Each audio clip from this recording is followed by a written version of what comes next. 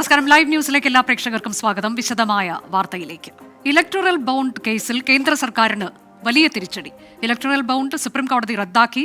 കേന്ദ്ര സർക്കാർ വാദങ്ങളെല്ലാം തള്ളിയാണ് സുപ്രീം കോടതിയുടെ നിർണായക വിധി. പണം നൽകുന്നവരുടെ വിവരം രഹസ്യമായി സൂക്ഷിക്കുന്നത് ഭരണഘടനാ വിരുദ്ധമാണെന്ന് സുപ്രീം കോടതി വിധിച്ചു. വിവരാവകാശ നിയമത്തിന് വിരുദ്ധമായാണ് ബോണ്ട് എന്ന് കണ്ടെത്തിയാണ് നിർണായക വിധി. 15 ദിവസം കാലാവധിയുള്ള ഇലക്ടറൽ ബോണ്ടുകൾ തിരികെ നൽകണമെന്ന് കോടതി നിർദ്ദേശിച്ചു. ഇലക്ടറൽ ബോണ്ടുകളിലൂടെ രാഷ്ട്രീയ പാർട്ടികൾ കൈപ്പറ്റിയ പണം സംബന്ധിച്ച വിവരം മാർച്ച് 13 മുൻപ് തെരഞ്ഞെടുപ്പ് കമ്മീഷൻ വെബ്സൈറ്റിൽ പ്രസിദ്ധീകരിക്കണമെന്നും കോടതി ഉത്തരവിലുണ്ട്. The Supreme Court has struck down the electoral bond scheme, comprehensively struck it down, and all the provisions that were made to bring it into effect in the Income Tax Act, in the Companies Act, etc., everything has been struck down. The State Bank of India to furnish complete information about who purchased the bonds, who encashed the bonds, and all this information will have to be submitted to the Election Commission, who will have to display it on a public website so that the people come to know who purchased the bonds and who contributed by way of electoral bonds to which political party. R Radhakrishnan വിശദാംശങ്ങളുമായി. R K., ഇത് ഭരണഘടനാ വിരുദ്ധമാണ്, അറിയാനുള്ള അവകാശത്തിന്റെ ലംഘനമാണ്, വിവരാവകാശ നിയമത്തിന്റെ ലംഘനമാണ് എന്ന് തുടങ്ങി ഇത് ഒരു തരത്തിലും അംഗീകരിക്കാൻ കഴിയില്ല എന്ന് കോടതി പറഞ്ഞു വയ്ക്കുമ്പോൾ കനത്ത തിരിച്ചടിയല്ലേ കേന്ദ്ര സർക്കാരിന്? പ്രത്യേകിച്ച് ഒരു ലോക്സഭാ തെരഞ്ഞെടുപ്പ് പടിവാതിക്കൽ എത്തി നിൽക്കുമ്പോൾ ഈ വിധത്തിലുള്ള ഒരു വിധി സുപ്രീം കോടതിയുടെ ഭാഗത്ത് നിന്ന് വരുന്നത് കേന്ദ്ര സർക്കാരിനെ സംബന്ധിച്ച് വലിയ തിരിച്ചടിയാണ്. ചീഫ് ജസ്റ്റിസ് DY ചന്ദ്രചൂഡ് അധ്യക്ഷനായിട്ടുള്ള ബെഞ്ചിൽ justice Sanjiv Khanna, BR Gavai, JB Pardiwala, Manoj Mishra എന്നിങ്ങനെ 5 ജഡ്ജിമാരടങ്ങുന്ന ബെഞ്ചാണ്, ഈ ഭരണഘടനാ ബെഞ്ചാണ് ഈ തീരുമാനം കൈക്കൊണ്ടത്. വിവിധ നിയമങ്ങൾ പരിശോധിച്ചു. അതിന്റെ ഭാഗമായിട്ട് ഈ ഇലക്ടറൽ ബോണ്ട് സംവിധാനം ഉണ്ടാക്കുന്ന ഭരണഘടനാ പ്രശ്നങ്ങൾ പരിശോധിച്ചു. അതിനെല്ലാം ഒടുവിലാണ് സുപ്രധാനമായിട്ടുള്ള ഈ തീരുമാനത്തിലേക്ക് എത്തിയിരിക്കുന്നത്. കേന്ദ്ര സർക്കാരിനെ ഒരുപക്ഷെ ഞെട്ടിച്ച വിധി എന്ന് പറയാൻ സാധിക്കും. ഈ കേസിന്റെ കേൾക്കുന്ന ഘട്ടത്തിലൊക്കെ സുപ്രീം കോടതി ഈ ഇലക്ട്രൽ ബോണ്ടിന്റെ സംവിധാനത്തെ വിമർശിച്ചിരുന്നെങ്കിലും പൂർണ്ണമായിട്ടും ഇലക്ട്രൽ ബോണ്ട് സംവിധാനം റദ്ദാക്കുന്നതിനെ കുറിച്ച് സൂചിപ്പിച്ചിരുന്നില്ല. മറിച്ച് ഇതിനെ പരിഷ്കരിക്കുന്ന വിധത്തിൽ ചില നിർദ്ദേശങ്ങൾ എന്ന തരത്തിലായിരുന്നു ചർച്ചകൾ പുരോഗമിച്ചത്. പക്ഷേ ഏറ്റവും അവസാനം ഇത് അറിയാനുള്ള സാധാരണ പൗരന്റെ അഥവാ വോട്ടറിന്റെ അവകാശത്തിന് മേലുള്ള ലംഘനമാണ് എന്ന വിലയിരുത്തലിന്റെ ഒരു അടിസ്ഥാനത്തിലാണ് ഇപ്പോൾ സുപ്രീം കോടതി ഈ ഇലക്ട്രൽ ബോണ്ട് സംവിധാനം തന്നെ റദ്ദാക്കിക്കൊണ്ടുള്ള ഒരു തീരുമാനം കൈക്കൊണ്ടിരിക്കുന്നത്. നിരവധി വർഷങ്ങളായിട്ട് 2018 ഈ നിയമം യാഥാർത്ഥ്യമാകുന്നത്. അന്ന് ചർച്ചകൾക്ക് പാർലമെന്റിൽ അവസരം ഇല്ലാത്ത വിധത്തിൽ മിനിറ്റ് കൊണ്ട് പാസാക്കിയെടുത്ത ഒരു നിയമം, ആ നിയമത്തിന്റെ പട്ടികയിലാണ് ഈ ഇലക്ട്രൽ ബോണ്ട് സംവിധാനവും ഉള്ളത്. അന്നു മുതൽ ഇതിനെതിരെയുള്ള പ്രതിഷേധങ്ങൾ വലിയ രീതിയിൽ നിലനിൽക്കുന്നുണ്ട്. ഈ പ്രതിഷേധങ്ങൾ എല്ലാ ഘട്ടത്തിലും ചൂണ്ടിക്കാട്ടിയത് ഈ പണം നൽകിയവരെ സംബന്ധിച്ചിട്ടുള്ള വിവരങ്ങൾ അത് മറച്ചുവെക്കാനായിട്ട് ഈ നിയമം അധികാരം നൽകുന്നു എന്നുള്ളതാണ്. രാഷ്ട്രീയ പാർട്ടികൾ ഈ വിധത്തിൽ മറ്റ് വ്യക്തികളുടെ അഥവാ സ്ഥാപനങ്ങളുടെ പണം പറ്റുന്നവരായി മാറുമ്പോൾ അവർക്ക് വിധേയരായി മാറില്ലേ എന്ന സംശയമാണ് ഉയർന്നിരുന്നത്. ആ സംശയം സുപ്രീം കോടതി ഇന്ന് സ്ഥിരീകരിക്കുകയും ചെയ്തു. സുപ്രീം കോടതി തന്നെ പറയുകയും ചെയ്തിട്ടുണ്ട്, ഈ വിഷയത്തിൽ വളരെ ശക്തമായിട്ടുള്ള നടപടി ആവശ്യമാണ്. ഭരണഘടനയ്ക്ക് അനുസൃതമായിട്ട് ഭരിക്കപ്പെടേണ്ട ഇടങ്ങളിൽ ഇത്തരത്തിൽ ആരുടെയെങ്കിലും സ്വാധീനത്തിന് രാഷ്ട്രീയ പാർട്ടികൾ വിധേയരാകുന്നെങ്കിൽ അത് വലിയ ബുദ്ധിമുട്ടുണ്ടാക്കും ജനാധിപത്യത്തിന് എന്നതുൾപ്പെടെയുള്ള നിരീക്ഷണങ്ങളും സുപ്രീം കോടതി നടത്തിയിട്ടുണ്ട്. ഇലക്ട്രൽ ബോർഡ് സംവിധാനം റദ്ദാക്കിയ സുപ്രീം കോടതി മാർച്ച് 13 മുൻപ് ഇതടക്കമുള്ള വിവരങ്ങൾ SBI ആയിരുന്നു നോഡൽ ബാങ്ക്. അവർ റിസർവ് ബാങ്കിന് ഇതുമായി ബന്ധപ്പെട്ടിട്ടുള്ള വിവരങ്ങൾ കൈമാറണം. തുടർന്ന് റിസർവ് ബാങ്ക് ഈ വിവരങ്ങൾ എല്ലാം പ്രസിദ്ധീകരിക്കണം. മാത്രമല്ല ഈ 6 മാസത്തെ കാലയളവിനുള്ളിലുള്ള ഇലക്ട്രൽ ബോണ്ടുകൾ ഇനി എൻകാഷ് ചെയ്യാത്തത് രാഷ്ട്രീയ പാർട്ടികളുടെ കയ്യിലുണ്ടെങ്കിൽ അത് മടക്കി നൽകണം എന്നുള്ള നിർദ്ദേശവും സുപ്രീം കോടതിയുടെ ഭാഗത്ത് നിന്ന് ഉണ്ടായിട്ടുണ്ട്. ഇതിൽ ആർ.കെ., ഇലക്ട്രൽ ബോണ്ടുകളിലൂടെ രാഷ്ട്രീയ പാർട്ടികൾ കൈപ്പറ്റിയ പണം സംബന്ധിച്ച വിവരം തെരഞ്ഞെടുപ്പ് കമ്മീഷന്റെ വെബ്സൈറ്റിൽ പ്രസിദ്ധീകരിക്കണമെന്ന് പറയുമ്പോൾ ഇത് ആരൊക്കെ നൽകിയിട്ടുണ്ട്, എത്ര തുക എന്നതടക്കമുള്ള വിശദാംശങ്ങൾ പുറത്തേക്ക് വരുമെന്ന് കൂടിയല്ലേ? തീർച്ചയായിട്ടും ആണ് അനുജ. ഇതില് വളരെ കൗതുകമുള്ള ഒരു കാര്യം, എങ്ങനെയാണ് ഈ വിവരങ്ങൾ പുറത്തു വരുന്നതിൽ നിന്ന് കേന്ദ്ര സർക്കാർ തടഞ്ഞത് എന്നുള്ള ഒരു കാര്യം വളരെ പ്രസക്തമാണ്. കാരണം ഇത് വ്യക്തിപരമായിട്ടുള്ള വിവരങ്ങൾ സ്വകാര്യതയുടെ ലംഘനമാകുമെന്ന വാദം ഒരു വശത്ത് ഉയർത്തി, രണ്ടാമത്തത് കള്ളപ്പണവുമായി ബന്ധപ്പെട്ടിട്ടുള്ള നടപടിക്രമങ്ങൾക്ക് ഇത് തടസ്സമാകും എന്ന വാദവുമായിരുന്നു കേന്ദ്ര സർക്കാർ ഈ വിവരങ്ങൾ പുറത്ത് നൽകാതിരിക്കാനായിട്ട് കാരണമായിട്ട് ചൂണ്ടിക്കാട്ടിയത്. വിവരാവകാശ നിയമത്തിന്റെ അടിസ്ഥാനത്തിൽ പോലും വിവരങ്ങൾ നൽകുന്നതിൽ നിന്നും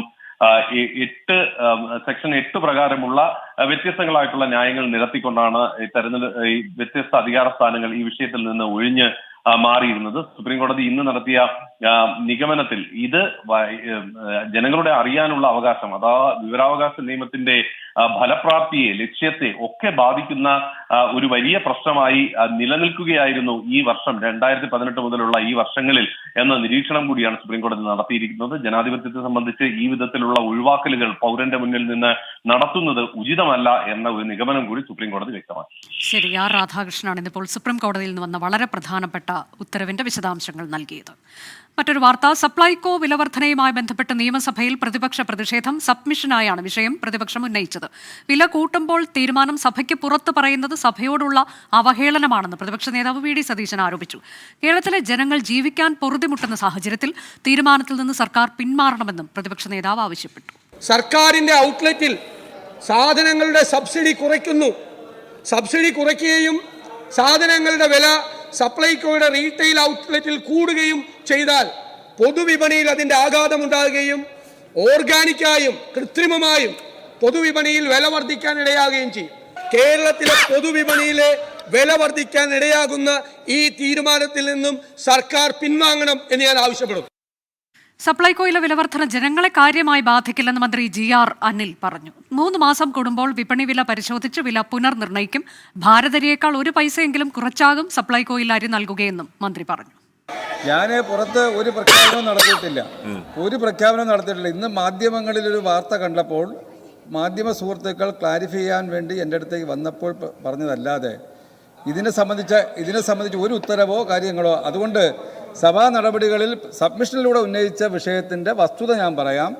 അതുമാത്രമേ സൂചിപ്പിക്കാനുള്ളൂ. 25% നിന്ന് 35% സബ്സിഡി വർദ്ധിപ്പിക്കുകയാണ് ചെയ്തത്.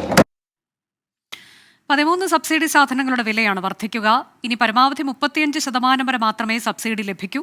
നേരത്തെ ഇത് 55% ഉണ്ടായിരുന്നു. പയർ, പരിപ്പ് വർഗ്ഗങ്ങളുടെയും അരിയുടെയും വെളിച്ചെണ്ണയുടെയും വില കാര്യമായി കൂടും. VA ഗിരീഷ് വിവരങ്ങളുമായി. ഗിരീഷ്, ചില ഇനങ്ങളുടെയൊക്കെ വില സെഞ്ചുറി കടന്നും കുതിക്കുന്നു എന്നുള്ളതാണ് ഇപ്പോൾ ഏറ്റവും പുതിയ വിലവർധനയുടെ പശ്ചാത്തലത്തിൽ നമുക്ക് മനസ്സിലാക്കാൻ കഴിയുന്നത്. അപ്പോഴും മന്ത്രി പറയുന്നത് വിലവർധന ജനങ്ങളെ ബാധിക്കില്ല എന്നാണ്. ഇതിനുള്ള ന്യായീകരണം എന്താണ്? അനുജ, വിലവർധന ജനങ്ങളെ ബാധിക്കില്ല എന്ന് ഭക്ഷ്യമന്ത്രി വ്യക്തമാക്കുമ്പോഴും ഇപ്പോൾ പുറത്തു വന്ന വില, സപ്ലൈകോയുടെ ഔട്ട്ലെറ്റുകളിലേക്ക് ഉള്ള വില പുറത്തു വന്നു കഴിഞ്ഞു. ഈ വില പരിശോധിക്കുകയാണെങ്കിൽ സ്വാഭാവികമായും ജനങ്ങളെ ഇത് ബാധിക്കും. കാരണം വലിയ തരത്തിലുള്ള ഒരു വർധന ചില വിഭാഗങ്ങൾക്കെങ്കിലും ഉണ്ടാകുന്നു എന്നുള്ളതാണ് ഇതിൽ ഏറ്റവും പ്രധാനം.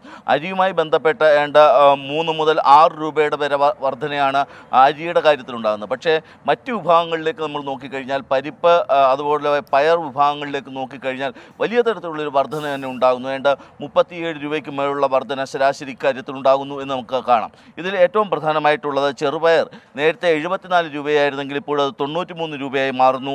ഉഴുന്ന് 66 നിന്ന് 95 രൂപയാകുന്നു. വൻകടല 43 നിന്ന് 70 രൂപയായി മാറുന്നു. തുവരപ്പരിപ്പ് 45 നിന്ന് 111 രൂപയായി മാറുന്നു. അതോടൊപ്പം തന്നെ മുളക് നേരത്തെ 38 രൂപയായിരുന്നു, ഇപ്പോൾ അത് 82 രൂപയായി മാറുന്നു. ഇത്തരത്തിൽ എല്ലാ വിഭാഗങ്ങൾക്കും കാര്യമായ വർധന തന്നെ ഇതിലുണ്ട്. ഇതിൽ ഏറ്റവും പ്രധാനപ്പെട്ട കാര്യം സർക്കാർ ഇതിന് നൽകുന്ന ചില വിശദീകരണങ്ങളാണ്. ഒന്ന്, 2016 മുതൽ നിലനിന്ന ഒരു വില, അതായത് നിശ്ചിതമായ ഒരു വിലയാണ് സപ്ലൈകോയിൽ ഈ 13 ഇനം സബ്സിഡി സാധനങ്ങൾക്ക് നിലനിന്നിരുന്നത്. പക്ഷേ ഈ 1.5 വർഷം കഴിയുമ്പോഴും പൊതുവിപണിയിൽ നോക്കുകയാണെങ്കിൽ പല മടങ്ങ് സാധനങ്ങളുടെ വില വർദ്ധിച്ചു. അപ്പോൾ വലിയ തരത്തിലുള്ളൊരു വർധന പൊതുവിപണിയും അതോടൊപ്പം തന്നെ സപ്ലൈകോയും തമ്മിൽ ഉണ്ടായിരുന്നു. ഇത് സപ്ലൈകോയ്ക്ക് വലിയ തരത്തിലുള്ള ബാധ്യത വരുത്തുന്നു. പ്രതിമാസം 35 കോടിയുടെ അധിക ബാധ്യതയാണ് ഇത് സപ്ലൈകോയ്ക്ക് ഉണ്ടാക്കുന്നത്. സ്വാഭാവികമായും ഈ വില വ്യത്യാസം കുറയ്ക്കണം. ഇതാണ് സർക്കാർ മുന്നോട്ട് വെക്കുന്ന ഏറ്റവും പ്രധാനപ്പെട്ട ഒരു ന്യായീകരണം. അതുകൊണ്ട് തന്നെയാണ് ഇപ്പോൾ സബ്സിഡി 35% പരിമിതപ്പെടുത്താൻ സർക്കാർ തീരുമാനിക്കുന്നത്. പക്ഷേ അപ്പോഴും ഏറ്റവും പ്രധാനപ്പെട്ട ഒരു കാര്യം, ഈ നിശ്ചിതമായ ഒരു വില എന്നുള്ളതിൽ നിന്ന് സപ്ലൈകോ മാറുന്നു എന്നുള്ളതാണ്.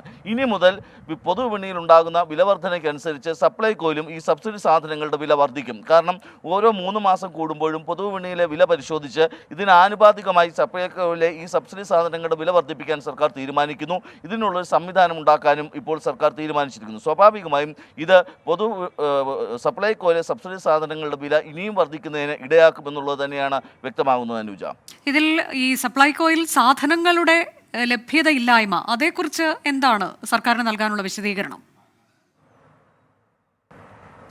അനുജ, ഇതിൽ ഏറ്റവും പ്രധാനപ്പെട്ട കാര്യം രാവിലെ തന്നെ നമ്മൾ ഉൾപ്പെടെയുള്ള മാധ്യമങ്ങളിലെല്ലാം ഇത്തരത്തിൽ ഇതിൻ്റെ തത്സമയ ദൃശ്യങ്ങൾ കാണിച്ചതാണ്. പലയിടത്തും പല ഔട്ട്ലെറ്റുകളിലും ഒരാൾ പോലും കയറാത്ത ഒരു സാഹചര്യമാണ് ഉള്ളത്. കാരണം സബ്സിഡി സാധനങ്ങൾ തീർന്നു കഴിഞ്ഞിട്ട് 3-4 മാസങ്ങൾ കഴിയുന്നു. ഈ 13 ഇനങ്ങളിൽ ഒന്നുപോലും ഒരു ഔട്ട്ലെറ്റിന് ലഭിക്കാനില്ലാത്ത അവസ്ഥ. സബ്സിഡി ഇതര സാധനങ്ങളുമായിട്ട് മാത്രമാണ് സപ്ലൈകോ ഇപ്പോൾ മുന്നോട്ട് പോകുന്നത്. വലിയ തരത്തിലുള്ള പ്രതിസന്ധി സപ്ലൈകോ ഇക്കാര്യത്തിൽ നേരിടുന്നുണ്ട്. സ്വാഭാവികമായും കഴിഞ്ഞ 2-3 മാസം ആയിട്ട് കരാറുകാർ ഈ ടെൻഡറിൽ നിന്ന് പിന്മാറുകയാണ്. അവർ ടെൻഡർ ബഹിഷ്കരിക്കുകയാണ്. അവർക്ക് നൽകാനുള്ള തുകയുടെ പറ്റി ഇപ്പോഴും ഭക്ഷ്യവകുപ്പ് ഒന്നും പറയുന്നില്ല എന്നുള്ളതാണ് കരാറുകാർ മുന്നോട്ട് വെക്കുന്ന ഏറ്റവും പ്രധാനപ്പെട്ട ഒരു വാദം. അതുകൊണ്ട് തന്നെ കരാറുകാരുമായി ഏതെങ്കിലും തരത്തിൽ ഒരു ചർച്ച നടത്തിക്കൊണ്ട് ഇവർക്ക് എത്രയും പെട്ടെന്ന് തുക അനുവദിച്ചുകൊണ്ട് സപ്ലൈകോയിലേക്ക് അവശ്യ സാധനങ്ങൾ എത്തിക്കുക എന്നുള്ളതാണ് സർക്കാർ ലക്ഷ്യമിടുന്നത്, അല്ലെങ്കിൽ ഭക്ഷ്യവകുപ്പ് ലക്ഷ്യമിടുന്നത്. പക്ഷേ ഇത് എത്രത്തോളം വിജയകരമായിരിക്കും എന്നുള്ളതിൽ ഇപ്പോഴും ആശങ്കയുണ്ട്. കാരണം ഒരു 100 കോടി രൂപയെങ്കിലും തങ്ങൾക്ക് നൽകിയില്ലെങ്കിൽ ഇനി ഇതുമായി കരാറുമായോ അല്ലെങ്കിൽ ടെൻഡറുമായോ ബഹിഷ്കരിക്കാൻ സഹകരിക്കേണ്ട എന്ന് തന്നെയാണ് കരാറുകാർ ഇപ്പോൾ മുന്നോട്ട് വെച്ചിരിക്കുന്നത്. അതുകൊണ്ട് തന്നെ അടിയന്തരമായി 100 കോടി രൂപ കണ്ടെത്തുക ഭക്ഷ്യവകുപ്പിനെ സംബന്ധിച്ചിടത്തോളം ഒരു വലിയ വെല്ലുവിളിയും തന്നെയാണ്. അതുകൊണ്ട് തന്നെ ഈ അവശ്യ സാധനങ്ങളുടെ ക്ഷാമം സർക്കാർ ഏത് തരത്തിൽ പരിഹരിക്കും എന്നുള്ളത് ഒരു വലിയ ചോദ്യമായി അവശേഷിക്കുകയും ചെയ്യുന്നു. അനുജ, ശരി. സപ്ലൈകോയിലെ വിലവർധന, അതുമായി ബന്ധപ്പെട്ടിപ്പോൾ ഇന്ന് നിയമസഭയിൽ നടന്നത് എന്ത് എന്നൊക്കെയുള്ള അതിൻ്റെ വിവരങ്ങളാണ് ഗിരീഷ് നൽകിയത്. സബ്സിഡി വെട്ടിക്കുറച്ചതോടെ അവശ്യ സാധനങ്ങൾക്ക് ഇനി സപ്ലൈകോയിൽ തൊട്ടാൽ പൊള്ളുന്ന വില. ഏറ്റവും കൂടുതൽ ആവശ്യക്കാരുള്ള മുളകും വെളിച്ചെണ്ണയും തുവരപ്പരിപ്പുമാണ് 44 മുതൽ 46 രൂപ വരെ കൂടിയത്.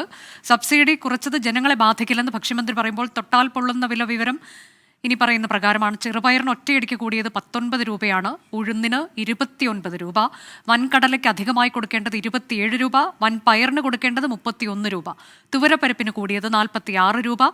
വെളിച്ചെണ്ണയും മല്ലിയും കഴിഞ്ഞാൽ മുളകാണ് ഏറ്റവും എരിയുന്നത്. 1 കിലോയ്ക്ക് 44 രൂപയാണ് കൂടിയത്. മല്ലിക്ക് 50 രൂപയും കൂടി. പഞ്ചസാര അധികം കഴിക്കില്ല, കൂടിയത് 6 രൂപ.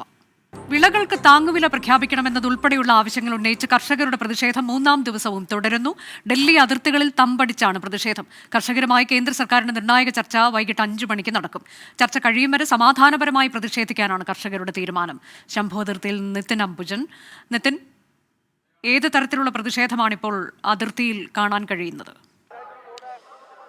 ശംഭു അതിർത്തിയിൽ സമാധാനപരമായി തന്നെയാണ് സമരം ഇപ്പോഴും തുടരുന്നത്. കർഷക സംഘടനകൾ കൂടുതൽ പേർ ഇപ്പോൾ ശംഭു അതിർത്തിയിലേക്ക് വന്നുകൊണ്ടിരിക്കുന്നു. വൈകിട്ട് 5 മണിക്കാണ് കേന്ദ്ര സർക്കാരും കർഷക സംഘടനയും തമ്മിലുള്ള ചർച്ച നടക്കാനിരിക്കുന്നത്. ഈ ചർച്ച പരാജയപ്പെട്ടാൽ കർഷകർ ഡൽഹിയിലേക്ക് പോകുമെന്ന് പ്രഖ്യാപിച്ചിട്ടുണ്ട്. എന്തായാലും ശംഭു അതിർത്തിയിലെ കാഴ്ചകൾ നമ്മൾ ഇപ്പോൾ കാണാം.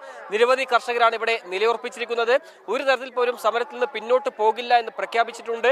ഏതാണ്ട് കിലോമീറ്ററോളം കർഷകരുടെ ട്രാക്ടറുകൾ ഇപ്പോൾ നിരനിരയായി ഇവിടെ നിലയുറപ്പിച്ചു. അതോടൊപ്പം തന്നെ പോലീസിന്റെ എല്ലാ പ്രതിബന്ധങ്ങളെയും മറികടക്കാനുള്ള സർവ്വസന്നാഹവുമായിട്ടാണ് കർഷകർ ഇവിടെ നിലയുറപ്പിച്ചിരിക്കുന്നത്. വൈകിട്ട് 5 മണിക്ക് നടക്കുന്ന ചർച്ച പരാജയപ്പെട്ടാൽ ഡൽഹിയിലേക്ക് പോകുമെന്ന് പ്രഖ്യാപിച്ചു. ഞാനിപ്പോൾ നിൽക്കുന്ന ശംഭു അതിർത്തിയിൽ നിന്നും തൊട്ടപ്പുറത്തെ, അതായത് ഹരിയാന മേഖലയിലെ കാഴ്ചകൾ നമുക്ക് കാണാം.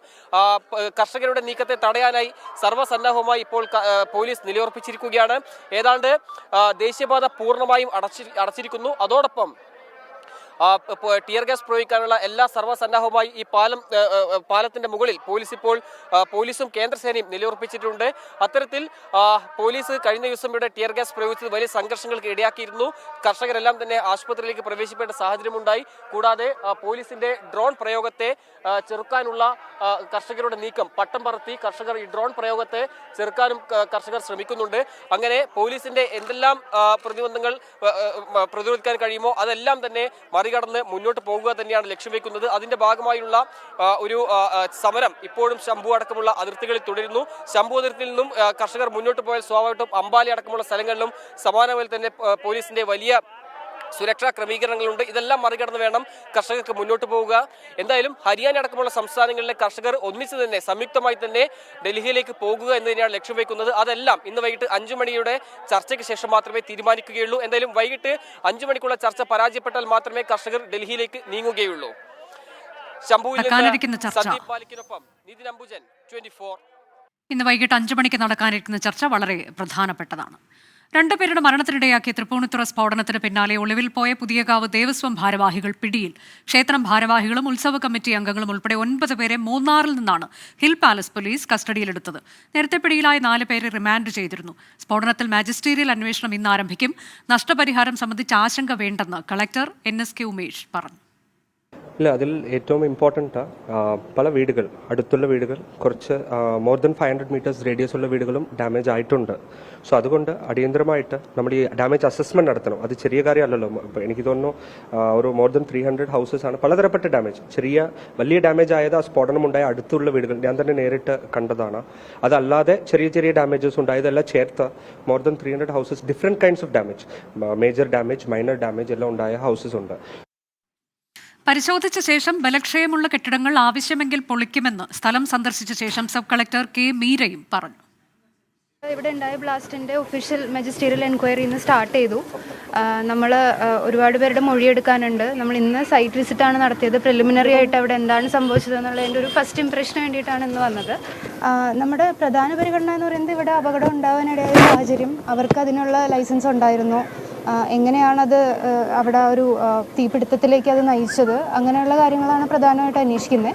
ഇവർക്ക് നമ്മളുടെ അറിവിൽ ഇതുവരെ എവിടെ നിന്നും ഒരു പെർമിറ്റും ഇല്ല, ഒരു പെർമിഷൻ ഇല്ല. അവർക്ക് അത് മാനുഫാക്ചർ ചെയ്യാനുള്ള ലൈസൻസ് ഇല്ല, ട്രാൻസ്പോർട്ട് ചെയ്യാനുള്ള ലൈസൻസ് ഇല്ല, സ്റ്റോർ ചെയ്യാനോ ഡിസ്പ്ലേ ചെയ്യാനോ ഒന്നിനുള്ള ലൈസൻസ് കോൺട്രാക്ടറോ അമ്പലോ എടുത്തതായിട്ട് നമ്മുടെ അറിവിലില്ല. അതുകൊണ്ട് തന്നെ ഉദ്യോഗസ്ഥ തലത്തിലൊരു വീഴ്ച വന്നതായിട്ട് നമുക്ക് പ്രൈമ ഫേസ് നമുക്ക് പറയാൻ പറ്റില്ല. അതിനിടെ തൃപ്പൂണിത്തുറ സ്ഫോടനത്തിന്റെ കൂടുതൽ ദൃശ്യങ്ങൾ പുറത്തുവന്നു. അപകടത്തിന് കാരണമായ സ്ഫോടക വസ്തുക്കളുമായി ട്രാവലർ എത്തുന്നതും സ്ഫോടനത്തിന് പിന്നാലെ തീ ആളിക്കത്തുന്നതും ദൃശ്യങ്ങളിലുണ്ട്.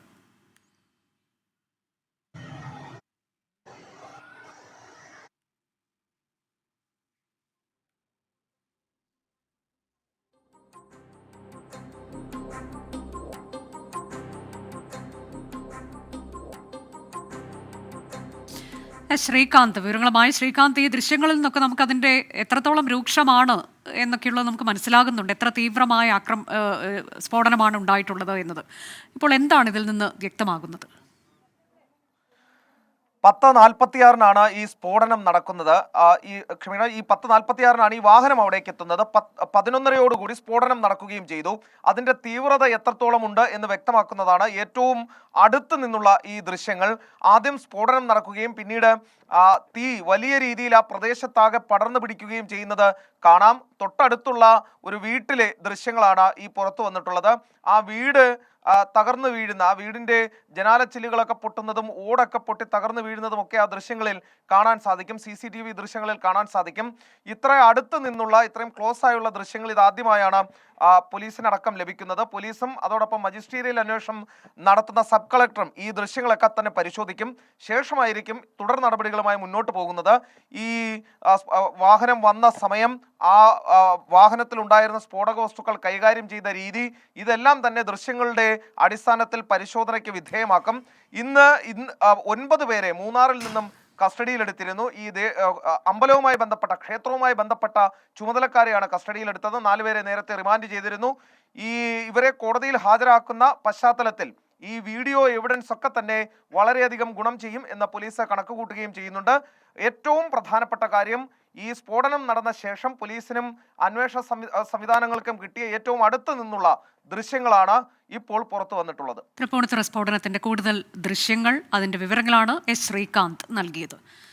തോട്ടപ്പള്ളി കരിമണൽ ഖനനത്തിൽ ഹർജിക്കാരനെതിരെ വിമർശനവുമായി ലോകായുക്ത. ഹർജിക്കാരന്റെ വാദങ്ങൾ പ്രാഥമികമായി തൃപ്തികരമല്ല എന്ന നിലപാടെടുത്ത ലോകായുക്ത CMRൽ മണൽ കടത്തിയതിന് തെളിവെന്താണ് എന്ന് ചോദിച്ചു.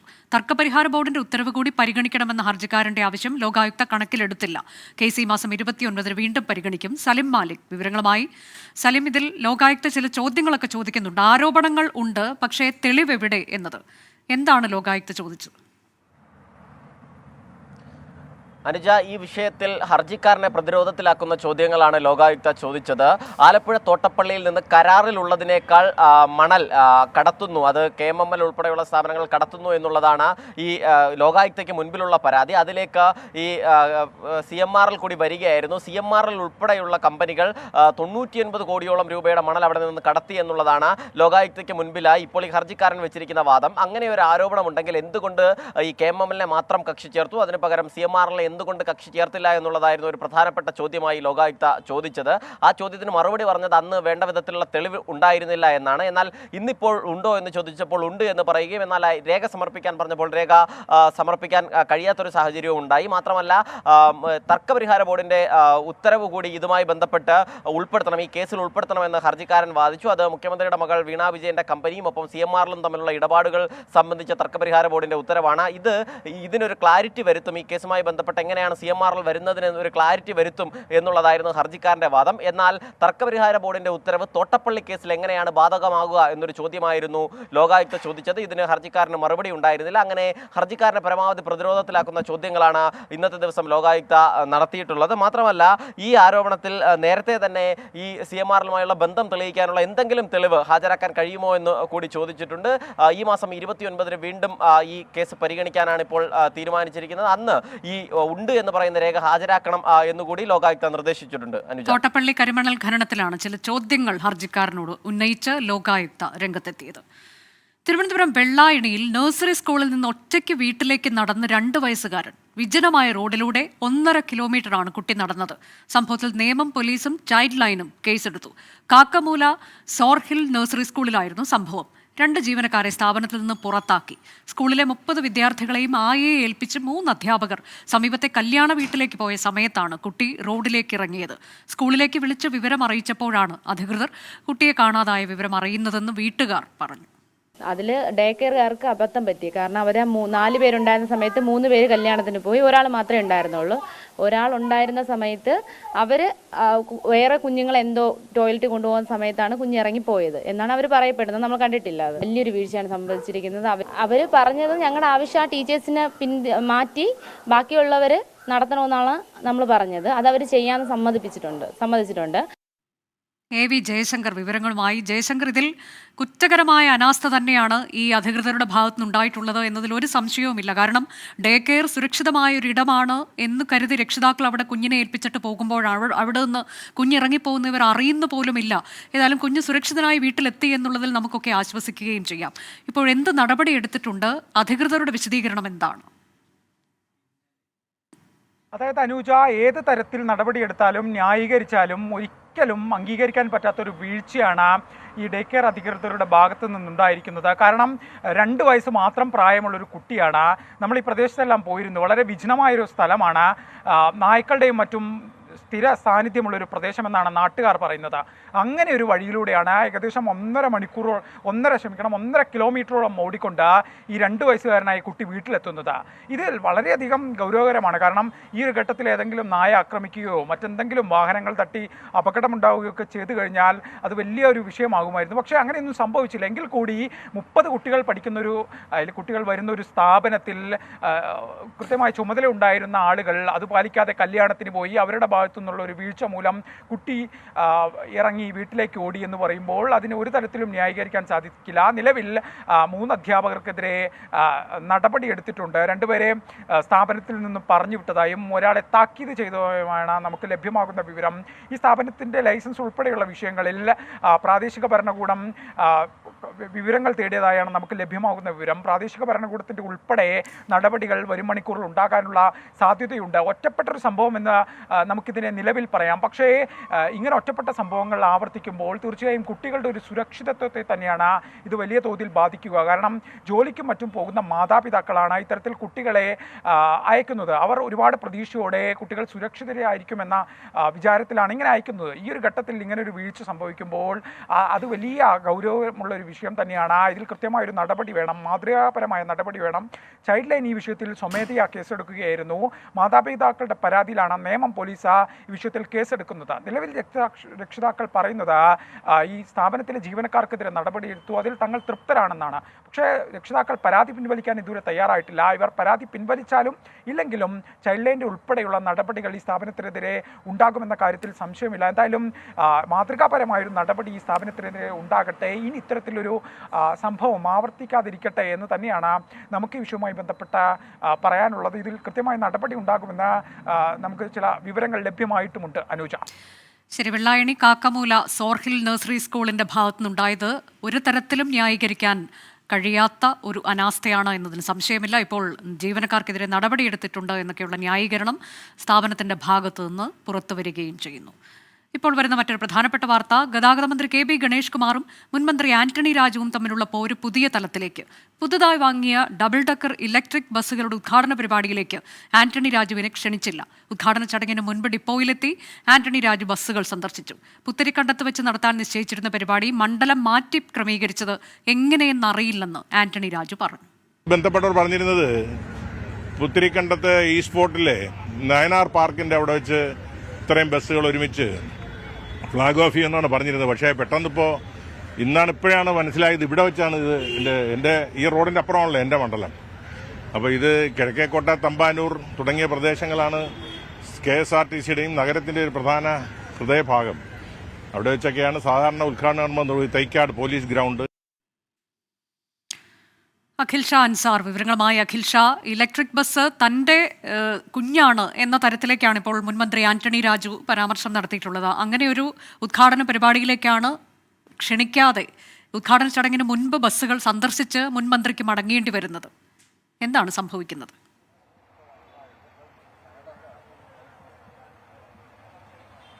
അനുജ, അത് അദ്ദേഹം ഔദ്യോഗികമായി ആന്റണി രാജു പറയുന്നില്ല എങ്കിലും ഈ രണ്ട് മന്ത്രി, അതായത് മുൻ മന്ത്രി ആന്റണി രാജുവും അതുപോലെ തന്നെ നിലവിലെ ഗതാഗത മന്ത്രി കെ.ബി. ഗണേഷ് കുമാറും തമ്മിലുള്ള ഒരു അഭിപ്രായത്തിലുള്ള ഭിന്നത, അവർ തമ്മിലൊരു പോര്, അത് കൂടുതൽ ശക്തമാകുന്നതിനുള്ള തെളിവാണ് ഇന്ന് മുൻ മന്ത്രി ആന്റണി രാജുവിന്റെ ഭാഗത്തുണ്ടായത്. എനിക്കിപ്പോൾ പിന്നിൽ കാണുന്ന ഇന്ന് ഉദ്ഘാടനം നടക്കുന്ന ഈ ഇലക്ട്രിക് ബസ്സുകളുടെയും അതുപോലെ ഇലക്ട്രിക് ഡബിൾ ഡെക്കർ ബസ്സുകളുടെയും ആ ഒരു ഉദ്ഘാടനത്തിന്റെ പോസ്റ്ററാണ്. ഇത് നമുക്ക് കൃത്യമായി കാണാം. അതായത് മന്ത്രി എം.ബി. രാജേഷിന്റെയും അതുപോലെ തന്നെ കെ.ബി. ഗണേഷ് കുമാറിന്റെയും ഫോട്ടോ ഉൾപ്പെടെയുള്ള സാധനങ്ങളാണ് ഇതിൽ നമുക്ക് കാണാൻ കഴിയുന്നത്. ഇന്ന് മുൻ മന്ത്രി ആന്റണി രാജു വ്യക്തമാക്കിയ ഒരു കാര്യം, അദ്ദേഹത്തിനോട് നേരത്തെ പറഞ്ഞിരുന്ന, അല്ലെങ്കിൽ അദ്ദേഹം നേരത്തെ അന്വേഷിച്ചപ്പോൾ അറിഞ്ഞിരുന്നത് പുത്തരിക്കണ്ടം മൈതാനത്ത് വെച്ച് ഇത്രയും ബസ്സുകളുടെയും അതുപോലെ തന്നെ ഡബിൾ ഡെക്കർ ബസ്സുകളുടെയും ഒക്കെ ഉദ്ഘാടനം നടത്തുമെന്നായിരുന്നു അദ്ദേഹത്തോട് പറഞ്ഞത്. പെട്ടെന്ന് എന്തുകൊണ്ട് ഇത്തരത്തിൽ മണ്ഡലം മാറ്റി എന്നുള്ളത് അദ്ദേഹത്തിന് അറിയില്ല എന്നുകൂടി പറയുന്നു. ഇവിടെ ഈ ബസ് ഉദ്ഘാടനം ഇപ്പോൾ നിലവിൽ ഈ തിരുവനന്തപുരം വികാസ് ഭവൻ KSRTC ഡിപ്പോയിലാണ് നിലവിൽ ഈ ബസ്സുകളുടെ ഉദ്ഘാടനം നടക്കാനിരിക്കുന്നത്. 1 മണിക്കൂർ മുമ്പ്, അതായത് ഉദ്ഘാടനത്തിന് 1 മണിക്കൂർ മുൻപാണ് ആന്റണി രാജു ഇവിടെ എത്തുകയും ഈ ബസ്സുകൾ സന്ദർശിക്കുകയും ചെയ്തത്. നമ്മൾ ഏറ്റവും പ്രധാനമായും ഇക്കാര്യത്തിൽ മനസ്സിലാക്കേണ്ട ഒരു കാര്യം, പുത്തരിക്കണ്ടം എന്ന് പറയുന്നത് തിരുവനന്തപുരം മണ്ഡലത്തിന്റെ ഭാഗമാണ്. അതുകൊണ്ട് തന്നെ സ്വാഭാവികമായിട്ടും അവിടെ ഒരു പരിപാടി നടത്തുമ്പോൾ തീർച്ചയായിട്ടും ആന്റണി രാജു അവിടുത്തെ MLA എന്നുള്ള നിലയ്ക്ക് അദ്ദേഹത്തെ വിളിക്കാതെ മറ്റു മാർഗമില്ല. അത് കണക്കിലെടുത്ത് അതുകൂടി ആ ഒരു ലക്ഷ്യത്തിലാണ് ആ മണ്ഡലം മാറ്റുകയും തിരിച്ച് വട്ടിയൂർക്കാവ് മണ്ഡലത്തിലുള്ള ഈ വികാസ് ഭവൻ ഡിപ്പോയിലേക്ക് മാറ്റിയത് എന്നുള്ളൊരു കാര്യവും അദ്ദേഹം പറയാതെ പറയുന്നത്. എന്തായാലും ഇക്കാര്യത്തിൽ അദ്ദേഹത്തിനുള്ള ഒരു അതൃപ്തി അത് പറയാതെ തന്നെ ഇപ്പോൾ പറഞ്ഞിട്ടുണ്ട്. മന്ത്രി കെ.ബി. ഗണേഷ് കുമാറും അതുപോലെ തന്നെ മുൻ ഗതാഗത മന്ത്രി ആന്റണി രാജുവും തമ്മിലുള്ള ആ ഒരു പോര് അല്ലെങ്കിൽ അഭിപ്രായ ഭിന്നത അത് രൂക്ഷമായ സാഹചര്യമാണ് നിലവിൽ ഇപ്പോൾ ഉള്ളത്. ഏതാണ്ട് ഒരു അരമണിക്കൂറിനകം തന്നെ നിലവിൽ കെ.ബി. ഗണേഷ് കുമാർ മന്ത്രിയും അതുപോലെ തന്നെ എം.ബി. രാജേഷും ഉൾപ്പെടെയുള്ളവർ ഇവിടെ എത്തുകയും ഈ ബസ്സുകളുടെ, അതായത് 2 ഡബിൾ ഡെക്കർ ബസ്സുകളുടെയും അതുപോലെ തന്നെ ഇലക്ട്രിക് ബസ്സുകളുടെയും സിറ്റി സർക്കിൾ ബസ്സുകളുടെയും ഉദ്ഘാടനം നിർവഹിക്കും. ശരി, അല്പസമയത്തിനകം ഇലക്ട്രിക് ബസ്സുകളുടെ ഉദ്ഘാടനം നിർവഹിക്കാനിരിക്കെയാണ് മുൻമന്ത്രി ആന്റണി രാജു ഉദ്ഘാടനത്തിന് മുൻപ് ബസ്സുകൾ സന്ദർശിച്ചു പോകുന്നത്. ഉദ്ഘാടന പരിപാടിയെക്കുറിച്ച് അറിഞ്ഞില്ല എന്നതടക്കം അദ്ദേഹം പരാമർശം നടത്തുകയും ചെയ്യുന്നുണ്ട്. അഖിൽ ഷായാണ് വിവരങ്ങൾ നൽകിയത്. വീണ്ടും ലൈവ് ന്യൂസിലേക്ക്. പത്തനംതിട്ട കോന്നിയിൽ ജനവാസ മേഖലയിൽ ഇറങ്ങിയ കാട്ടാനയെ കാട് കയറ്റി. വനംവകുപ്പ് എത്തിയാണ് ആനയെ കാട് കയറ്റിയത്. ആനയെ തുരത്താൻ വനംവകുപ്പ് നടപടിയെടുക്കുന്നില്ലെന്ന് ആരോപിച്ച് പ്രദേശത്ത് നാട്ടുകാർ പ്രതിഷേധിച്ചിരുന്നു. ശ്രീജിത്ത് ശ്രീകുമാരൻ വിവരങ്ങളുമായി. ശ്രീജിത്ത്, നാട്ടുകാരുടെ പ്രതിഷേധമൊക്കെ മാറിയോ?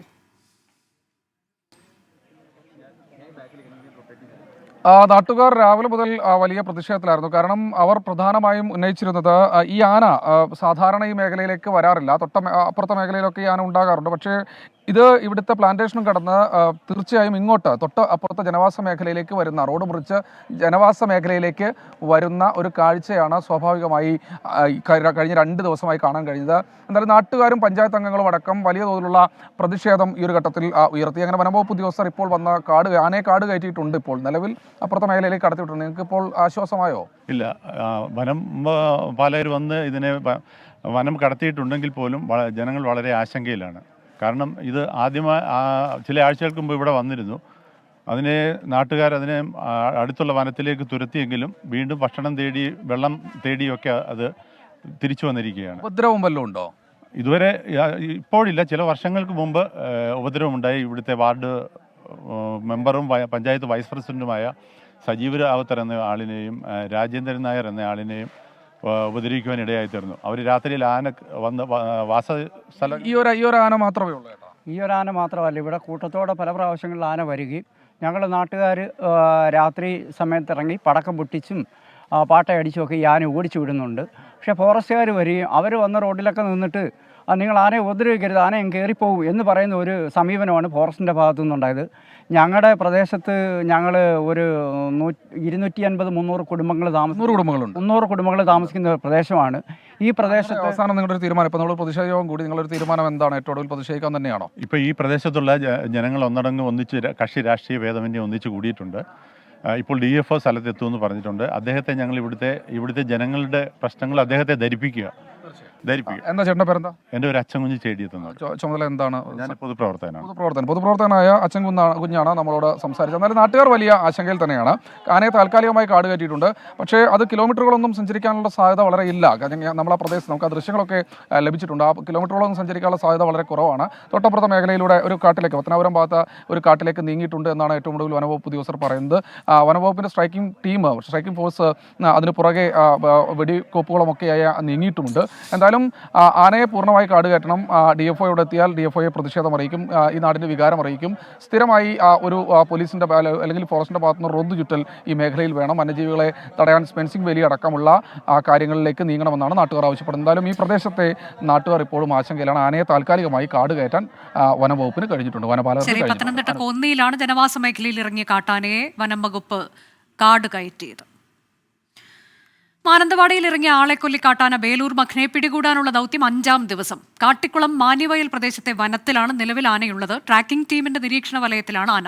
ഇന്നലെ 2 തവണ ആന ദൗത്യസംഘത്തിന്റെ മുന്നിൽപ്പെട്ടെങ്കിലും സാഹചര്യം അനുകൂലമല്ലാത്തതിനാൽ മയക്കുവെടി വെക്കാൻ കഴിഞ്ഞില്ല. ഒരു മോഴ ബേലൂർ മഖനയ്ക്കൊപ്പം കൂടിയതോടെ ദൗത്യം കൂടുതൽ ദുഷ്കരമാവുകയാണ്. അരുൺ പാറയ്ക്കൽ വിവരങ്ങളുമായി. അരുൺ, ഇന്നലെ ദൃശ്യങ്ങളൊക്കെ നമ്മൾ കണ്ടതാണ്. കൂടെയുള്ള മോഴ എങ്ങനെയാണ് ദൗത്യസംഘത്തിന് നേരെ പാഞ്ഞെടുക്കുന്നത് എന്നതൊക്കെ. അപ്പോൾ ഇന്ന് അത് ഏത് തരത്തിലേക്കാണ് ആ വെല്ലുവിളിയൊക്കെ ദൗത്യസംഘം നേരിടുന്നത്? എങ്ങനെയാണ് അവരുടെ പുരോഗതി?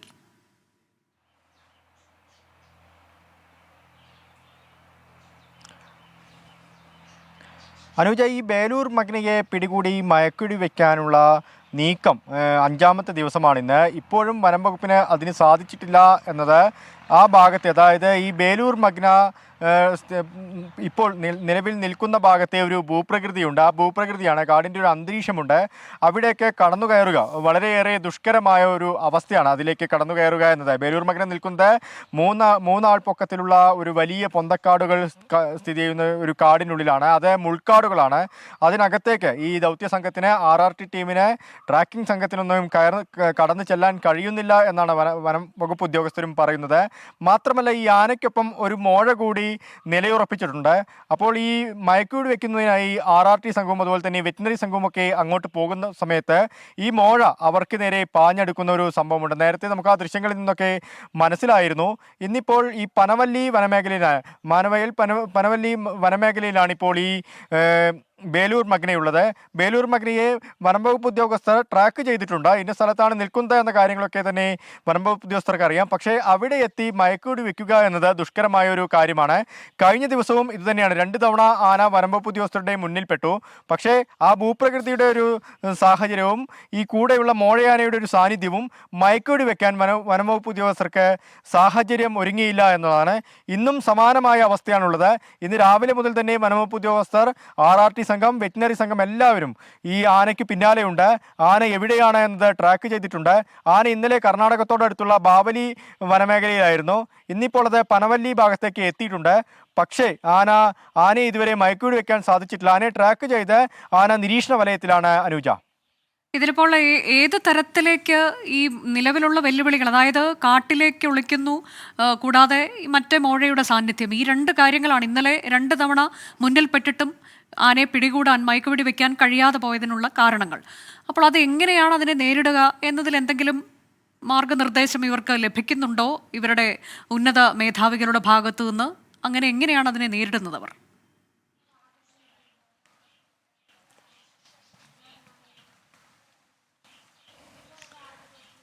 അനുജ, ഇപ്പോൾ നിലവിലുള്ള ഒരു ഭൂപ്രകൃതിയുടെ സാഹചര്യം പരിശോധിക്കുകയാണെങ്കിൽ അവിടെ വെച്ച് ഈ ആനയെ മയക്കുവെടി വെക്കുക എളുപ്പമല്ല. പ്രത്യേകിച്ച് ഈ ആന അക്രമകാരിയാണ്. മാത്രമല്ല, ഒരു മയക്കുവെടി വെച്ചാൽ അരമണിക്കൂറിന് ശേഷം മാത്രമേ മറ്റൊരു മയക്കുവെടിക്ക് അനുവാദമുള്ളൂ, അതിനുള്ള സാധ്യതയുള്ളൂ എന്നാണ് വെറ്റിനറി ഉദ്യോഗസ്ഥർ പറയുന്നത്. ആ സാഹചര്യത്തിൽ ഈ ആനയെ മയക്കുവെടി വെച്ച സമയത്ത് തന്നെ ഈ ആന കുതിറിയോടുന്നു, അതായത് കിലോമീറ്ററുകളോളം കുതിറിയോടുന്ന ഒരു സാഹചര്യമുണ്ട്. പിന്നീട് ഈ വനം വകുപ്പ് ഉദ്യോഗസ്ഥർക്ക് അവിടേക്ക് എത്തുന്ന ഈ മുൾക്കാടുകളൊക്കെ വകഞ്ഞു മാറ്റി അവിടേക്ക് എത്താൻ പ്രയാസമാണ്. ആ സമയത്ത് തന്നെ കുങ്കിയാനകളെയും കൂട്ടി അവിടേക്ക് എത്തുന്ന സമയത്ത് തന്നെ ഈ ആന തിരിച്ച് മറ്റൊരിടത്തേക്ക് പോകുന്ന ഒരു സാഹചര്യമുണ്ട്. എന്തായാലും നിലവിൽ ഒരു സമതല പ്രദേശം, അതായത് നല്ലൊരു ഭൂപ്രകൃതിയിൽ കിട്ടിയാൽ മാത്രമേ ഈ ബേലൂർ മഗ്നിയെ കീഴ്പ്പെടുത്താൻ സാധിക്കുകയുള്ളൂ, മയക്കുവെടി വയ്ക്കാൻ സാധിക്കുകയുള്ളൂ എന്നാണ് വനം വകുപ്പ് ഉദ്യോഗസ്ഥരും പറയുന്നത്. എന്തായാലും 4 കുങ്കിയാനകളാണുള്ളത്. ഒന്ന് കോന്നി സുരേന്ദ്രൻ, വിക്രം, ഭരത്, സൂര്യൻ, ഇങ്ങനെ 4 കുങ്കിയാനകളാണ് ഈ ബേലൂർ മഗ്നിയെ കീഴ്പ്പെടുത്തുന്നതിന് വേണ്ടി എത്തിച്ചിട്ടുള്ളത്. ഈ 4 കുങ്കിയാനകളും അതുപോലെ തന്നെ RRT സംഘവും വെറ്റിനറി സംഘവും ഒക്കെ ഈ ആനയ്ക്കൊപ്പം തന്നെയുണ്ട്. പക്ഷേ ആനയെ ഇതുവരെ മയക്കുവെടി വയ്ക്കാൻ സാധിച്ചിട്ടില്ല. ഉടൻ തന്നെ അത്തരത്തിലൊരു സാഹചര്യം ഒരുങ്ങുമെന്നാണ് വനംവകുപ്പിന്റെ കണക്കുകൂട്ടൽ. അനുജ, വേലൂർ മഗ്ന ദൗത്യം 5ാം ദിവസത്തിലേക്ക്, പക്ഷേ ഇനിയും ആനയെ മയക്കുവെടി വയ്ക്കാനായിട്ടില്ല എന്നുള്ളതാണ് സംഘത്തെ കുഴക്കുന്നത്. വന്യജീവി സംഘർഷത്തിന്റെ പശ്ചാത്തലത്തിൽ വയനാട്ടിൽ സ്പെഷ്യൽ ഓഫീസറെ നിയമിക്കാൻ തീരുമാനം. മുഖ്യമന്ത്രിയുടെ നേതൃത്വത്തിൽ ചേർന്ന ജനപ്രതിനിധികളുടെ യോഗത്തിലാണ് തീരുമാനമുണ്ടായത്. CCF റാങ്കിലുള്ള വനംവകുപ്പ് ഉദ്യോഗസ്ഥനെയാണ് നിയമിക്കുക. CCFന് കൂടുതൽ അധികാരം നൽകാൻ സർക്കാർ കേന്ദ്രത്തെ സമീപിക്കും. മയക്കുവെടി ഉത്തരവിറക്കുന്നതിൽ കാലതാമസമുണ്ടെന്ന് വയനാട്ടിൽ നിന്നുള്ള ജനപ്രതിനിധികൾ യോഗത്തിൽ ഉന്നയിച്ചു. MG പ്രതീഷ് വിവരങ്ങളുമായി. പ്രതീഷ്, ഇന്നലെ ഈ വിഷയത്തിൽ നിയമസഭ പ്രമേയം പാസാക്കിയതാണ്. ഇന്നലെ ഈ വയനാട് ആ മേഖലയിലൊക്കെയുള്ളവരുടെ പന്തം കൊളുത്തി പ്രതിഷേധം നമ്മൾ കണ്ടതാണ്. വലിയ ആശങ്കയിലൊക്കെയാണ് ആ മേഖലയിലുള്ളവർ കഴിയുന്നതും. അപ്പോൾ അടിയന്തരമായൊരു ഇടപെടൽ സർക്കാരിന്റെ ഭാഗത്തുനിന്നുണ്ടായിരിക്കുകയാണോ?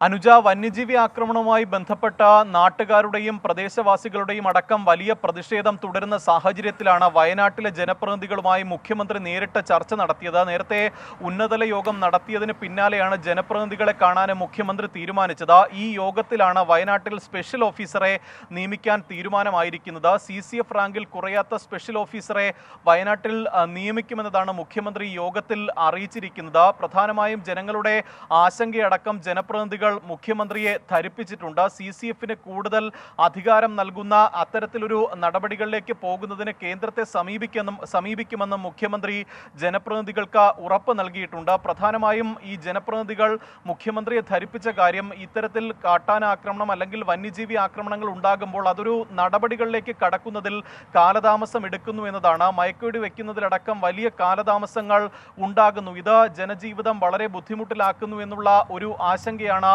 മുഖ്യമന്ത്രിയെ അറിയിച്ചത്. ഇക്കാര്യത്തിലടക്കം നടപടികൾ ഉണ്ടാകുമെന്നും ഈ നടപടിക്രമങ്ങൾ പാലിക്കുന്നതിൽ വേഗത കൂട്ടുമെന്നും അടക്കം ഒരു ഉറപ്പ് മുഖ്യമന്ത്രി നൽകിയിട്ടുണ്ട്. എന്തായാലും ഈ നേരത്തെ ഉന്നതതല യോഗത്തിൽ കർണാടക, തമിഴ്നാട്, കേരളത്തിൽ നിന്നുള്ള അഡീഷണൽ ചീഫ് സെക്രട്ടറിമാരുടെ ഒരു സമിതി രൂപീകരിക്കാൻ സർക്കാർ തീരുമാനിച്ചിരുന്നു. ഒപ്പം നഷ്ടപരിഹാരം, ഈ RRT സംഘങ്ങൾ രൂപീകരിക്കുക എന്നതടക്കമുള്ള കാര്യങ്ങൾ തീരുമാനിച്ചിരുന്നു. അതിന് പിന്നാലെയാണ് ഈ വന്യജീവി സംഘർഷങ്ങൾ ഉണ്ടാകുമ്പോൾ എത്രയും പെട്ടെന്ന് തന്നെ നടപടികൾ സ്വീകരിക്കുന്നതിനും ഈ പ്രവർത്തനങ്ങൾ ഏകോപിപ്പിക്കുന്നതിനുമായി ഒരു സ്പെഷ്യൽ ഓഫീസറെ കൂടി ഇപ്പോൾ വയനാട്ടിൽ നിയമിക്കാൻ തീരുമാനിച്ചിരിക്കുന്നത്. എത്രയും വേഗം ഇതിന്റെ നടപടിക്രമങ്ങൾ പൂർത്തിയാക്കുമെന്നതാണ് ഇപ്പോൾ നമുക്ക് മനസ്സിലാക്കാൻ കഴിയുന്ന കാര്യം. എന്തായാലും വലിയ തരത്തിലൊരു പ്രതിഷേധം നടക്കുന്ന പശ്ചാത്തലത്തിലാണ് ഇത് ഒഴിവാക്കുന്നതിനും വന്യജീവി ആക്രമണങ്ങളിൽ സർക്കാർ കാര്യക്ഷമമായി ഇടപെടുന്നു എന്നുള്ള ഒരു ഉറപ്പ് കൂടി മുഖ്യമന്ത്രി ഇപ്പോൾ ജനപ്രതിനിധികൾക്ക് മുന്നിൽ നൽകുന്നത്. അനുജ, ശരി. വയനാട്ടിലെ തുടർച്ചയായ വന്യജീവി ആക്രമണത്തിന്റെ പശ്ചാത്തലത്തിലാണ് ഒരു സ്പെഷ്യൽ ഓഫീസറെ നിയമിക്കാൻ സർക്കാരിന്റെ ഭാഗത്തു നിന്ന് നടപടിയാകുന്നത്. സംസ്ഥാനത്തിന്റെ കടമെടുപ്പ് പരിധി വെട്ടിക്കുറച്ച വിഷയത്തിൽ കേരളവും കേന്ദ്ര സർക്കാരും തമ്മിലുള്ള ചർച്ച അല്പസമയത്തിനകം ഡൽഹിയിൽ. സുപ്രീം കോടതി നിർദ്ദേശപ്രകാരമാണ് ചർച്ച. ധനമന്ത്രി KN ബാലഗോപാലിന്റെ നേതൃത്വത്തിൽ 4-അംഗ സംഘമാണ് ചർച്ചയിൽ പങ്കെടുക്കുക. ചർച്ചയെ പ്രതീക്ഷയോടെയാണ് കാണുന്നതെന്ന് ധനമന്ത്രി KN ബാലഗോപാൽ പറഞ്ഞു. പ്രതീക്ഷയിലാണ് ഞങ്ങൾ ഇവിടെ ഈ പരിപാടിക്ക് വന്നിരിക്കുന്നത്. കേന്ദ്ര സംസ്ഥാന ഗവൺമെൻറ്റുകൾ എല്ലാം തമ്മിലുള്ള ബന്ധത്തിൽ കോടതി ഇടപെട്ട് കോപ്പറേറ്റീവ് ഫെഡറലിസത്തിൻ്റെ ഏറ്റവും നല്ല ഒരു മാതൃകയാണ് ഈ ചർച്ച എന്ന് പറഞ്ഞ് ഒരു ദൗത്യം ഏൽപ്പിച്ചിരിക്കുകയാണ്. അജണ്ട എല്ലാം അങ്ങനെ ഓരോന്നും തീരുമാനിച്ചിട്ടല്ല. ഇവിടെ വന്ന വിഷയങ്ങളും കോടതി വന്ന വിഷയങ്ങളും തമ്മിൽ ആമിക്കബിളായിട്ട് രണ്ട് കൂട്ടർക്കും എന്ന് പറഞ്ഞാൽ രണ്ടും ഒരുമിച്ച് ചേർന്ന് പോകേണ്ടതാണല്ലോ. യൂണിയൻ ഗവൺമെൻറ്റും സംസ്ഥാന ഗവൺമെൻറ്റും ആ സ്പിരിറ്റാണ് ഞങ്ങളും കാണുന്നത്. ഏതെങ്കിലും ഒരു ഇളവല്ല. ഈ ഓരോ സംസ്ഥാനത്തിനും മുന്നോട്ട് പോകാൻ പലതരത്തിലുള്ള പ്രശ്നങ്ങളുണ്ട്. നമ്മുടെ റവന്യൂ വർദ്ധിക്കണം, കൂടുതൽ വികസനം ഉണ്ടാകണം, അത് വീണ്ടും ഇൻവെസ്റ്റ് ചെയ്യണം, കൂടുതൽ തൊഴിലവസരം ഉണ്ടാകണം, അതിന് വേണ്ടിയിട്ടുള്ള മൂലധനം വേണം, അതിന് വേണ്ടിയിട്ടുള്ള പണം വേണം. അതിന് പലതരത്തിലുള്ള ഭരണപരമായ കാര്യങ്ങളുണ്ട്. ആർ അച്യുതൻ വിവരങ്ങളുമായി. അച്യുതൻ, എത്ര മണിക്ക് ഈ യോഗം തുടങ്ങും, ചർച്ചകൾ തുടങ്ങുമെന്നുള്ളതാണ്? എത്രത്തോളം പ്രതീക്ഷയുണ്ട് സംസ്ഥാന സർക്കാരിനെന്നാണ് മന്ത്രി പറഞ്ഞത്? അനുജ്, ഇന്ന് 4 മണിയോടുകൂടി തന്നെ ഇതുമായി ബന്ധപ്പെട്ട ചർച്ചകൾ ആരംഭിക്കും. പ്രത്യേകിച്ച് എടുത്തു പറഞ്ഞു കഴിഞ്ഞാൽ ധനനയത്തിൽ ഇടപെടാൻ ചില പരിമിതികളുണ്ടെന്ന് കാട്ടിയ സുപ്രീം കോടതി കേരളത്തിന് മുന്നിൽ ചർച്ചകൾക്കുള്ള വഴി തുറക്കുകയായിരുന്നു. ഇതിൽ കേന്ദ്രവും സമ്മതം അറിയിച്ചതിനെ തുടർന്നാണ് ഈ സാമ്പത്തിക പ്രതിസന്ധിയിൽ കേരള ചർച്ചകൾ അതിലേക്ക് കടക്കുന്നത്. എന്തായാലും കേരളത്തിൽ നിന്ന് സംസ്ഥാന ധനമന്ത്രി KN ബാലഗോപാൽ എത്തിച്ചേർന്നിട്ടുണ്ട്. അദ്ദേഹം അല്പസമയത്തിനകം കേരള ഹൗസിൽ നിന്ന് ഇറങ്ങും. തുടർന്നായിരിക്കും ഇതുമായി ബന്ധപ്പെട്ട ചർച്ചകൾ നടക്കുക. ഇത് അദ്ദേഹത്തോടൊപ്പം മുഖ്യമന്ത്രിയുടെ chief principal secretary KM Abraham, ധനകാര്യ പ്രിൻസിപ്പൽ സെക്രട്ടറി രവീന്ദ്രകുമാർ അഗർവാൾ തുടങ്ങിയവരും, അഡ്വക്കേറ്റ് ജനറൽ ഉൾപ്പെടുന്ന പ്രതിനിധി സംഘമാണ് അദ്ദേഹത്തിനൊപ്പം ഈ ചർച്ചയിൽ പങ്കെടുക്കുക. അതേസമയത്ത് കേന്ദ്ര ധനമന്ത്രി നിർമ്മലാ സീതാരാമൻ ഈ ചർച്ചയിൽ പങ്കെടുത്തേക്കില്ല. ചില ഔദ്യോഗിക തിരക്കുകൾ ചൂണ്ടിക്കാട്ടിയാണ് കേന്ദ്ര ധനമന്ത്രി ഈ ചർച്ചയിൽ നിന്നും വിട്ടുനിൽക്കുന്നത്. എന്തായാലും പ്രതീക്ഷയോടെയാണ് സംസ്ഥാനം ഈ ഒരു ചർച്ച കാണുന്നത്. കാരണം കിഫ്ബിയുടെയും പെൻഷൻ കമ്പനിയുടെയും കടം അത് ഈ സംസ്ഥാനത്തെ കടമെടുപ്പ് പരിധിയിൽ കൊണ്ടുവന്ന ആ ഒരു അതിനെതിരെയാണ് കേരളം ഇപ്പോൾ ചർച്ചകളൊക്കെ എത്തിയിരിക്കുന്നത്. അതിലെന്തെങ്കിലും തരത്തിലുള്ള വിട്ടുവീഴ്ച കേന്ദ്രത്തിൽ നിന്നുണ്ടായി കഴിഞ്ഞാൽ അത് കേരളത്തിനെ സംബന്ധിച്ച് ആശ്വാസമാണ്. എന്തായാലും ചർച്ചയുടെ തീരുമാനങ്ങൾ അത് ഈ വരുന്ന തിങ്കളാഴ്ച സുപ്രീം കോടതി കേസ് പരിഗണിക്കുമ്പോൾ ഈ ചർച്ചയുടെ തീരുമാനങ്ങൾ കോടതിയെ അറിയിക്കും. തുടർന്നായിരിക്കും ഈ ഹർജിയിൽ കോടതിയുടെ ഒരു ഇടപെടൽ ഇതുമായി ബന്ധപ്പെട്ട ഉണ്ടാവുക. അനുജ, ശരി, വളരെ പ്രധാനപ്പെട്ട ഒരു ചർച്ച ഡൽഹിയിൽ അല്പസമയത്തിനകം നടക്കാനിരിക്കുന്നു. സംസ്ഥാനത്തിന്റെ കടമെടുപ്പ് പരിധി വെട്ടിക്കുറിച്ച വിഷയത്തിലാണ് കേരളവും കേന്ദ്ര സർക്കാരും തമ്മിലുള്ള ചർച്ച നടക്കാനിരിക്കുന്നത്. സുപ്രീം കോടതി നിർദ്ദേശപ്രകാരമാണ് ചർച്ച. ധനമന്ത്രി KN ബാലഗോപാലിന്റെ നേതൃത്വത്തിൽ 4 അംഗ സംഘം കേരളത്തിൽ നിന്ന് ചർച്ചയിൽ പങ്കെടുക്കും. വളരെ പ്രതീക്ഷയുണ്ട് ഈ ചർച്ചയിൽ എന്നുള്ളതാണ് ധനമന്ത്രി അല്പസമയം മുൻപ് പ്രതികരിച്ചത്. മറ്റൊരു വാർത്ത, ദേവികുളം തെരഞ്ഞെടുപ്പ് കേസിലെ രാജയ്ക്ക് തിരിച്ചടി. ഇടക്കാല സംരക്ഷണം നീട്ടണമെന്ന ആവശ്യം സുപ്രീം കോടതി അംഗീകരിച്ചില്ല. തെരഞ്ഞെടുപ്പ് കേസ് അടുത്തയാഴ്ച പരിഗണിക്കാമെന്ന് സുപ്രീം കോടതി വ്യക്തമാക്കി. ഭരണഘടനാ വഞ്ചനയാണ് രാജ കാട്ടിയതെന്ന് എതിർവിഭാഗം വാദിച്ചു. ആർ രാധാകൃഷ്ണൻ വിവരങ്ങളുമായി. RK, വിശദാംശങ്ങൾ. അനുജ, നാടകീയമായിട്ടുള്ള ചില രംഗങ്ങൾക്കാണ് ഇന്ന് ഉച്ചയ്ക്ക് സുപ്രീം കോടതി സാക്ഷ്യം വഹിച്ചത്. ജസ്റ്റിസ് അനിരുദ്ധ ബോസ് അധ്യക്ഷനായിട്ടുള്ള ബെഞ്ചിന് മുമ്പാകെ ഏതെങ്കിലും വിധത്തിലൊരു അപേക്ഷ നൽകാതെ ഈ വിഷയം വാക്കാൽ പരാമർശിക്കുകയായിരുന്നു. മുതിർന്ന അഭിഭാഷകനായ ഗിരിയാണ് ഈ വാക്കാൽ ഈ അപേക്ഷ മുന്നോട്ട് വെച്ചത്. രാജയ്ക്ക് നിയമസഭാ നടപടികളുടെ ഭാഗമാകാൻ സാധിക്കുന്നില്ല, അദ്ദേഹത്തിന് നിയമസഭയിൽ പ്രവേശിക്കാൻ സാധിക്കുന്നില്ല എന്നുള്ളതാണ്.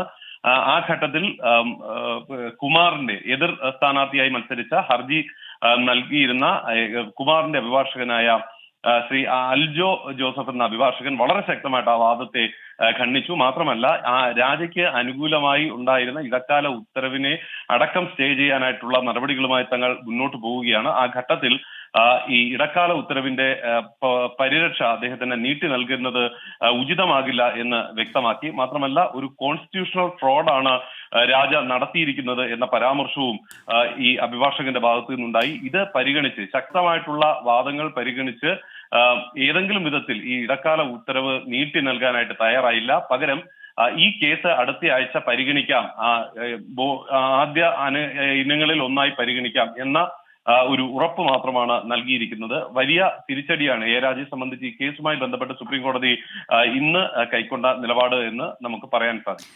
ശ്രീ ആർ രാധാകൃഷ്ണനാണ് വിശദാംശങ്ങൾ നൽകിയത്.